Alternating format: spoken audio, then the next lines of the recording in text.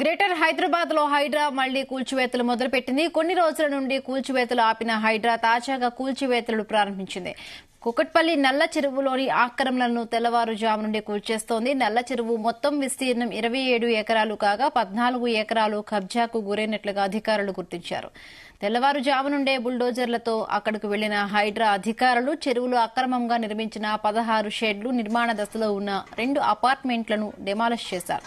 భారీ బందోబస్తు నడుమ ముందు జాగ్రత్త చర్యలతో కూల్చివేశారు. అయితే ప్రజలు నివసిస్తున్న అపార్ట్మెంట్లు ఇళ్ల జోలికి వెళ్లకుండా నిర్మాణ దశలో ఉన్న వాటిని కూల్చేశారు. అయితే వ్యాపారం కోసం నిర్మించిన షెడ్లను నేలమట్టం చేశారు.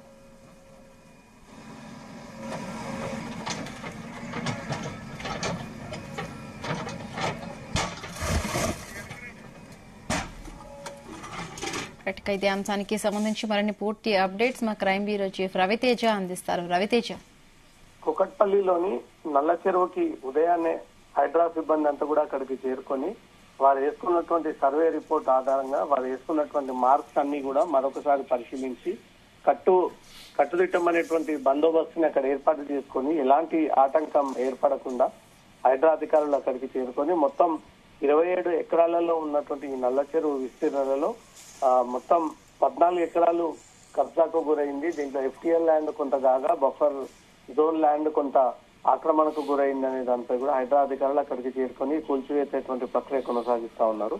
బఫర్ జోన్ లో 4 ఎకరాలు 50కి పైగా భవనాలు, అపార్ట్మెంట్లు, FTL పరిధిలో 3 ఎకరాల 25 భవనాలు, 16 షెడ్లు నిర్మాణం చేసినట్టుగా తెలుస్తోంది. నివాసం ఉన్న భవనాలను మినహాయించి 16 షెడ్లను ఈ అధికారులు కూల్చివేయనట్టు కూడా ఆ ప్రక్రియ అయితే అక్కడ స్టార్ట్ అయింది. ఇప్పటికే స్థానికులంతా కూడా హైడ్రాను అడ్డుకునేటువంటి ప్రయత్నం చేస్తా ఉన్నారు. ఉద్రిక్త పరిస్థితులు కూడా అక్కడ నెలకొన్నాయి. పోలీస్ సిబ్బంది స్థానికులందరూ కూడా అక్కడి నుంచి చెదరగొట్టి ఈ కూల్చివేతల ప్రక్రియకు ఎలాంటి ఆటంకం లేకుండా మాత్రం వారు ఈ ప్రాసెస్ ని ముందుకి కొనసాగిస్తా ఉన్నారు. ఈ నల్ల చెరువు మొత్తం 27 ఎకరాలు కాగా 14 ఎకరాలు కబ్జాకు గురైంది. 14 ఎకరాలు కూడా రియల్ ఎస్టేట్ మాఫియా వ్యక్తులే వాటిని కమర్షియల్ వాటి కోసం షెడ్లను ఏర్పాటు చేయడము, కొన్ని ప్లాటింగ్స్ చేసి భవన నిర్మాణాల కోసం వీళ్ళు కన్స్ట్రక్షన్ చేయడము, ఇవన్నీ కూడా ఈ స్ట్రక్చర్స్ చెరువు సమీపంలో ఆనుకొని భవనాలు నిర్మించకూడదు అన్నప్పుడు రూల్స్ అండ్ రెగ్యులేషన్స్ ఉన్నప్పటికీ వీళ్ళు అవేవి కూడా అనుమతులు పాటించకుండా ఫైర్ సేఫ్టీస్ ఎలాంటి అనుమతులు లేకుండా వీళ్ళు ఈ చెరువు ప్రాంగణాన్ని ఆక్రమించుకొని గత ఏళ్ల తరబడి ఈ చెరువులో ఈ భవనాలని నిర్మాణం చేపడతా ఉన్నారు.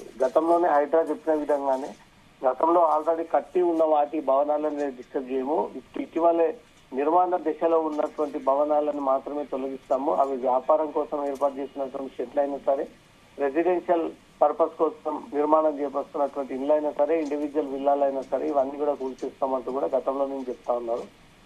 నిన్న మొన్నటి వరకు గణేష్ చతుర్థి, గణేష్ ఇమర్షన్ ఈ బందోబస్తులో బిజీగా ఉన్నటువంటి పోలీస్ శాఖ ఈ పూర్తి స్థాయిలో గణేష్ నిమజ్జనం అయిన తర్వాత నెక్స్ట్ డే నుంచి కూల్చివేతల ప్రక్రియ ఉంటుందంటూ కూడా హైడ్రా ఒక ప్రకటన రిలీజ్ చేస్తూ వారు అన్న విధంగానే ఈ కూల్చివేతల ప్రక్రియ కొనసాగుతా ఉంది. కుకట్పల్లి నల్ల చెరువు సమీపానికి బాధితులు కూడా పెద్ద మొత్తంలో చేరుకొని కొన్ని ఏళ్ల తరబడి ఇక్కడే నివాసం ఉంటున్నాము, వీటికి నోటీసులు ఇవ్వకుండా ఎలా కూల్చిస్తారంటూ కూడా అధికారులని క్వశ్చన్ చేసి అక్కడ అడ్డుకునేటువంటి ప్రయత్నం చేస్తున్నప్పటికీ పోలీసులు వారిని ఎక్కడికక్కడ చెదరగొట్టి ఎవరు కూడా ఇక్కడ నినాదాలు చేయకూడదు అనే దానిపై కూడా పోలీసులు అన్ని వైపుల నుంచి అన్ని రోడ్లను ఆధీనంలోకి తీసుకుని నల్ల చెరువులో 24 ఎకరాల్లో కబ్జాకు గురైనటువంటి 14 ఎకరాల్లో ఎన్ని వందలాదిగా వీళ్ళు నిర్మాణాలు చేపట్టారో అవన్నీ కూడా సాయంత్రం లోపు పూర్తి స్థాయిలో కూల్చేసి మిగతా ఇంకెవరైనా ఆ సమీపాన ఆనుకొని ఉన్నటువంటి వారికి కూడా కొంత టైం ఇచ్చి త్వరలో ఖాళీ చేయాలంటూ కూడా వారికి నోటీస్ ఇచ్చేటువంటి ఆలోచనలో ఉన్నారు. Right, thank you Ravi Teja, thanks for the updates.